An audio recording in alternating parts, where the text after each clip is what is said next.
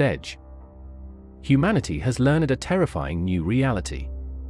The familiar sounds of civilization are now punctuated by the shrieks of pteranodons and the earth-shaking tread of a Tyrannosaurus rex taking a shortcut through a suburban neighborhood. Corporations like Biosin, driven by unchecked ambition, have played God and lost control. Now, their creations roam the earth. Dinosaurs, once relics of a distant past, are now a clear and present danger. Humanity's focus, its military resources, its very survival, is consumed by this prehistoric crisis. We are fighting a war against the past, and we are barely holding on. But then, a new sound joins the cacophony. It isn't the roar of a carnosaur. It is deeper. A resonant, guttural hum that doesn't just travel through the air, but through the very bedrock of the continent. In the Pacific Ocean, the water begins to vibrate, not from a swimming mosasaurus, but from a mountainous blue-green spire of energy rising from the depths. On every news screen, on every military monitor, the image is the same. The dinosaur problem, the single greatest threat to modern civilization, is suddenly forgotten. A T-Rex loose in downtown Los Angeles is a terrifying spectacle. But it is a manageable one. It is an animal. The thing rising from the ocean is not an animal. It is an event. It is a force of nature that defies all known biology, a living nuclear reactor shaped by evolution into an apex predator on a planetary scale. Godzilla has arrived. And in his world, the rules are different. For the Crisis Response Agency Monarch, the situation becomes an unprecedented nightmare. Their entire existence is dedicated to studying, tracking, and sometimes, surviving the Titans. They understand these creatures as a fundamental part of the planet's ecosystem, a self-regulating immune system for the Earth itself. Now, a new, volatile variable has been introduced into their complex equation. Thousands of genetically engineered, resurrected dinosaurs. To Monarch, they aren't just a public safety issue. They are an invasive species of the highest order. An anomaly. An infection. And they know, with chilling certainty, how the planet's true apex predator deals with infection. The first encounter is not a battle. It is a footnote. In the remote forests of the Sierra Nevada, a pack of Allosaurs, proud hunters who once dominated their own era, are stalking their prey. They are the kings of this new, wild frontier. Until the sky is blotted out. A shadow falls over the valley, vast and impossibly fast. It is accompanied by a sound like a hurricane being torn in half. Rodan, the fire demon, the one born in a volcano, soars overhead. He is not hunting. He is simply traveling. But his passage creates a sonic boom that shatters trees and bursts eardrums. The Allosaurs are thrown aside like leaves in a storm, their reign ended by a creature that did not even know they were there. The hierarchy of power has been brutally re-established. To understand what happens next, one must understand Godzilla's purpose. He is not a monster of random destruction.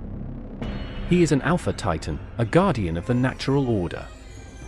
His instincts, honed over millions of years, are geared towards one thing: maintaining balance. He fought the Mutos because they were parasitic breeders. He fought King Ghidorah because it was an alien, an invasive species attempting to terraform the planet. The dinosaurs, resurrected by human arrogance, would be viewed through this same lens. They are unnatural. They are a symptom of a disease, humanity's hubris, and their presence throws the global ecosystem into chaos. They are a disruption. And Godzilla exists to correct disruptions. The cleansing would be systematic. Godzilla would be drawn to the largest concentrations of these creatures. The Biosin Valley in the Dolomites, once a sanctuary, would become a tomb. The facility's massive walls, designed to contain a Giganotosaurus, would be turned to rubble by a single swipe of a tail that measures over 500 feet. Imagine the scene. The Giganotosaurus, Biosin's prized asset and the largest terrestrial carnivore of its time, rises to challenge the intruder. It lets out a fearsome roar, a display of dominance that once cowed a Tyrannosaurus. Godzilla does not even flinch. He sees not a rival, but an insect. There is no epic duel. There is only the hum of dorsal fins charging, a flash of impossible blue light, and then silence. The atomic breath doesn't just kill. It erases. The source of the infestation, the corporate headquarters of Biosin, would be scoured from the Earth, a warning to any who would dare upset the balance again.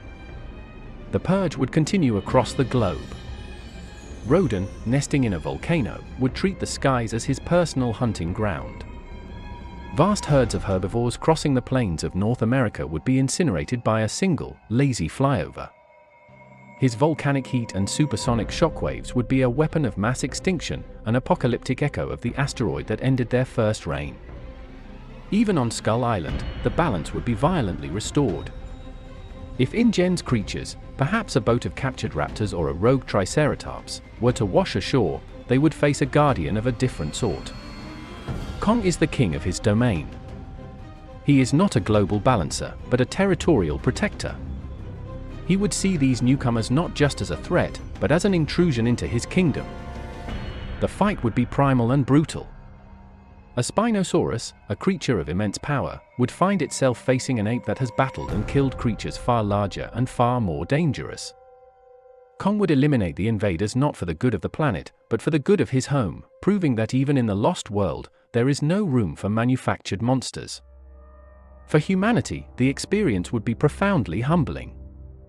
The dinosaur problem, which had seemed an insurmountable, world-ending crisis, is solved in a matter of months. Not by human ingenuity or military might, but by forces we can barely comprehend. We are relegated to the role of spectators, watching from bunkers and evacuation shelters as gods cleanse the world of monsters. The second dinosaur age ends not with a bang, but with the quiet, determined footsteps of the planet's true landlords. The world they leave behind is safer, in a way. The threat of a raptor pack in the suburbs is gone. But the silence is terrifying. It is the silence of a world that has been put back in its place. Humanity is no longer at the top of the food chain. We are tenants, living on a planet owned by giants. We were saved from the crisis we created, only to be starkly reminded that our world is not, and has never been, truly our own.